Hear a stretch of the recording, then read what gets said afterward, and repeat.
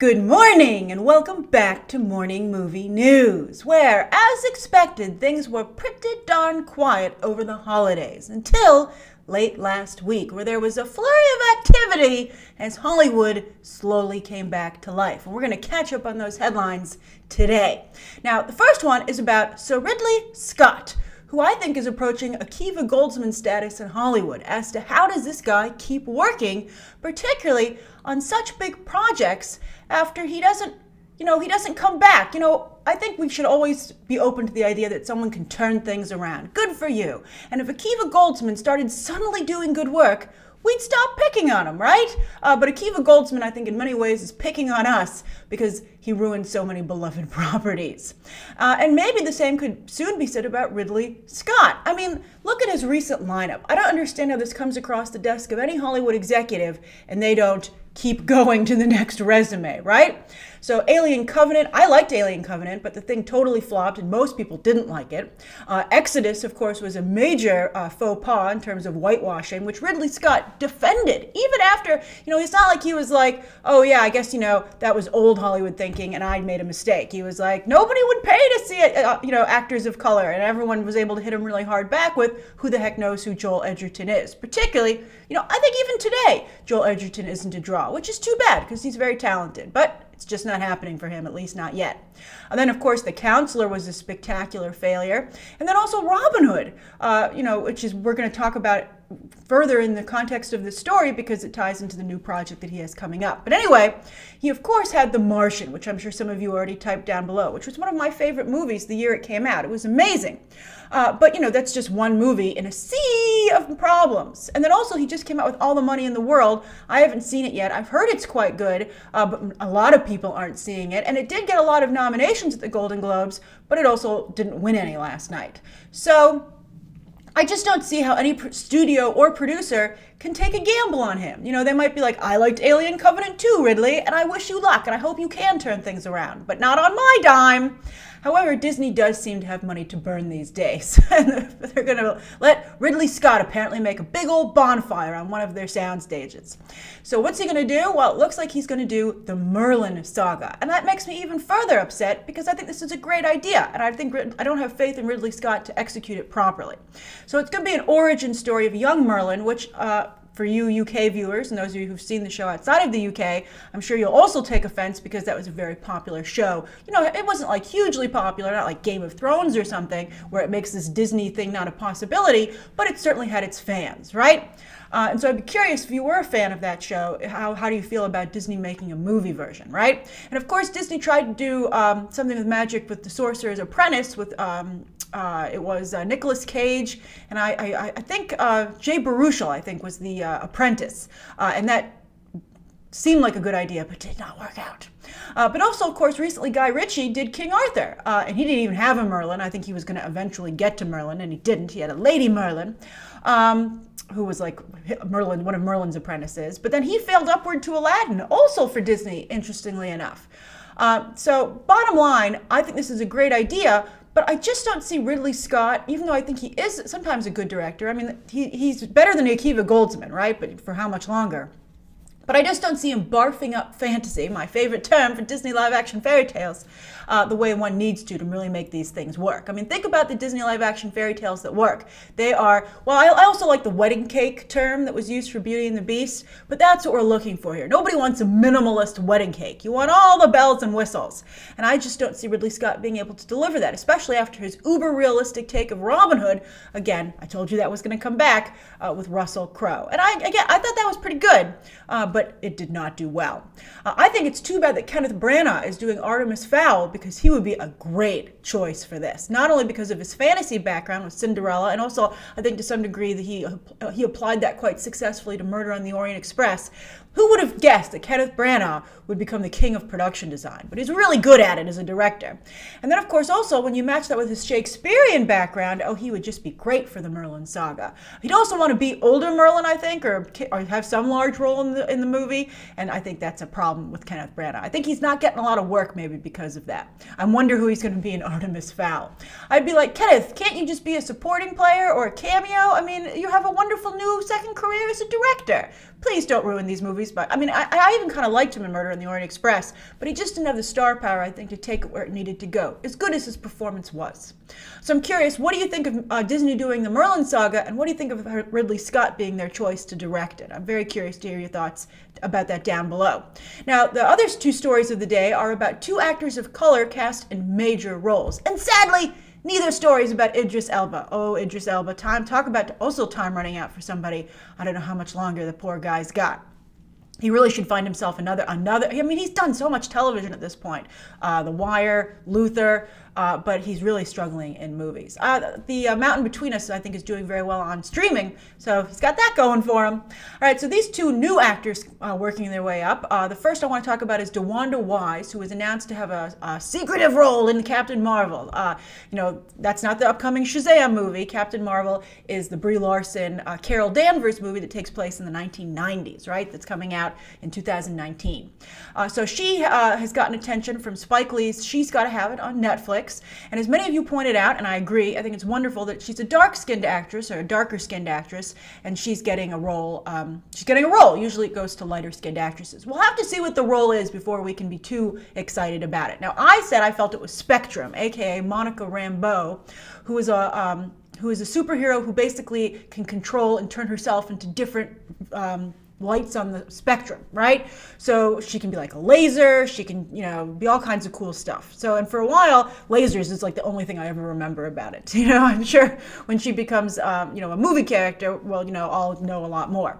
But for a while, she was also Captain Marvel. She had the moniker, she wore the uniform, it was her thing. A little bit like, so this thing where they change the diversity, of the character is not that new. I mean, it happened a long time ago with Monica Rambeau as Captain Marvel. But anyway, she's a cool character. They've brought her back a lot and under the name Spectrum, which I think is great. And I've always enjoyed her in the comics that I've read her in. But then I saw a few theories online when she was cast that she might be involved somehow with Nick Fury, Samuel L. Jackson's character, who is going to be in the film as well, a younger version of himself, and we'll probably see how he lost that eye. So she could be his wife, she could be his sister. Who knows? Who knows what character, or she might, who knows? Who knows what she's going to be, but she could be tied to him in some way. So we'll have to see. It's early days. It's a little too early for that. Some of you said I should make it its own video. I didn't really feel that it was, we were ready to do that because we don't know who she's playing, but I hope it's somebody good. I just also hope that it feels less tokeny than Tessa Thompson in Thor Ragnarok as Valkyrie. Everybody was very excited about that. I thought she did a very nice job in the role, and I liked that the role was a little out there. It wasn't what you would... I like the fact that she had a drinking problem. I thought Tessa Thompson played that very well. But, she was technically the female lead, I guess, because Cate Blanchett was the villain. But she really, I know some people came away as Valkyrie fans, but I think if you came away as a hardcore Valkyrie fan, you went in wanting to be a hardcore Valkyrie fan. She didn't really have enough, I think, moments in the movie. So outside of Black Panther, when it comes to women of color in comic book movies, I think Zazie Beetz' Domino is the most exciting coming up. Although, again, of course, it is the light-skinned actress. Although I haven't watched Atlanta, but I thought Zazie Beetz was one of the best things in Geostorm. I thought she did a really nice job. She had a really nice on-screen presence, and I can see why she was cast. But here's something that's annoying. It's not going to be reflected in the comics. They announced last week also that Marvel Comics is going... So another problem for Marvel Comics. They're so tone-deaf over there. But they're getting Domino her own miniseries, to play up the character and get people interested in even more so in Deadpool 2. It's a total it's a playbook move. They always do this. You have a movie coming up, just like they're starting to really push Black Panther, they're going to have a free comic available to get people more into the Black Panther comic mythology. But you use the comics to promote the movie, etc. And also hopefully to, convert some readers. That never seems to work, but they keep trying. But here's the headline. I buried it a little bit, sorry there. But the headline is that Domino has continued to be the, actually literally white-skinned character, because she's supposed to be, she's literally white, the color white, that she's always been in the comics instead of her being made to look more like Zazie Beetz' version. And I think that's beyond stupid because, Domino's been away from comics for a while. The character, it's a little bit like when they race-bended Deadshot. Nobody's really doing anything with him except hooking him up with Harley Quinn.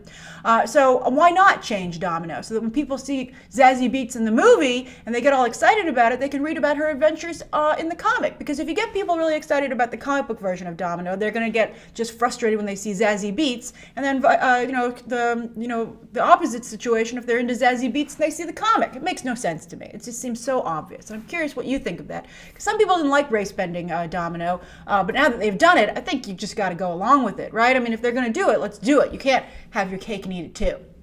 I hate when people try to have their cake and eat it too. All right, so anyway, the third story of the day is Lakeith Stanfield got himself a juicy role. I'm a big fan of Lakeith Stanfield. Even before I met him at the after party for Death Note, before I interviewed him, I did interview him for that as well. But he was so nice, and when I went up to congratulate him on his role, I thought he did a very nice job in Death Note with Elle. He said he watched me on the trailer. He was like, "Oh, I know you. I watch your show on YouTube," and I thought that was very nice. So, hello, Lakeith. So Lakeith Stanfield has signed on to, get this, The Girl in the Spider's Web. The latest Elizabeth Salander story. Of course, that was the one that started out with Noomi Rapace in the original European films, and then Rooney Mara, of course, that was her big breakout role. And also, I think, Death Now, because she hasn't really gone anywhere, and of course they had to take a really long break, and now they're kind of like doing a soft reboot. They're going to continue the story, but it's been totally recast. I think it's exciting. I think it's very good. Claire Foy, of course, stars now. She's the new Elizabeth Salander, and I think that you might have noticed, as I tweeted last night at the Golden Globes, she was rocking that look. She's trying to change her image. She's done with The Crown. They're going to move to a new actress as they move ahead in time on that series, and now I think she's trying to show that she's more than just Queen Elizabeth. It's quite the transition, and I think she made some good steps towards it last night. But anyway, Lakeith Stanfield is going to play an NSA security expert tracking her, and I think that sounds like a great role. It's supporting, but it's going to be hacker versus hacker, and I think that's great for him. That's really exciting.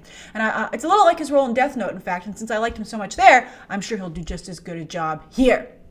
He, of course, also is from Atlanta, like Zazie Beetz, who we just talked about. But for me, where I really liked Lakeith Stanfield, and he really popped for me, and it's interesting because it was such a small role, but it was in Get Out. And not, he was good when he showed up later in the movie. He was the one who was like, "Get out." He literally had the line, "Get out." But I liked at the very beginning when he was taken. I thought, he was able to show such a change in his character to really sell that, concept of Get Out. And I thought he was just so visually arresting, and he just popped. He had great personality as soon as he came on camera. So I've been a big fan of his ever since I saw him in Get Out, and I'm very excited to see him continue to get more work. All right, so anyway, those are the three stories of the day. Now, the viewer question comes from 013 Roxas 13. All right, so Roxas says, viewer question, "Hey Grace, do you think that Anastasia will become a Disney princess with the Fox-Disney merger? Anastasia is infamously misidentified as a Disney princess because they try to do the same visual design. Disney princesses have a very distinct look. And so Roxas says, do you think that Disney would want to capitalize on that? I would love to hear your thoughts since you're a big fan of the Disney theme parks, and I'd be curious if you can picture an Anastasia character there.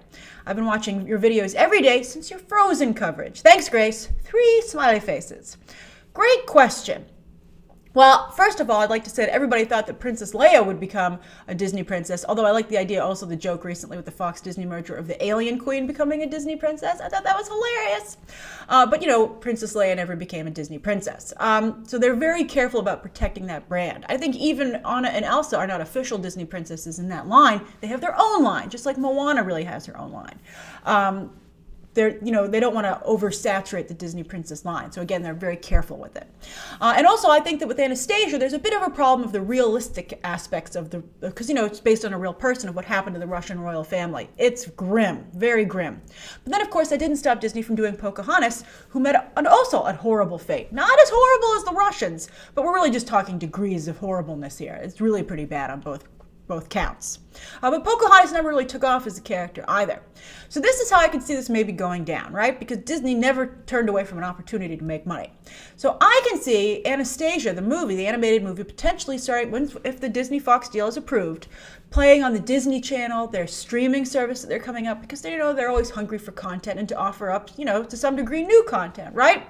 So I can see them floating it out there on those kind of like side tracks, right? And then if it does well enough, if enough people are watching Anastasia, then I can see them maybe putting her into the parks and the stores, etc. But I think it would be more like Elena of Avalor, who has her own product line as well.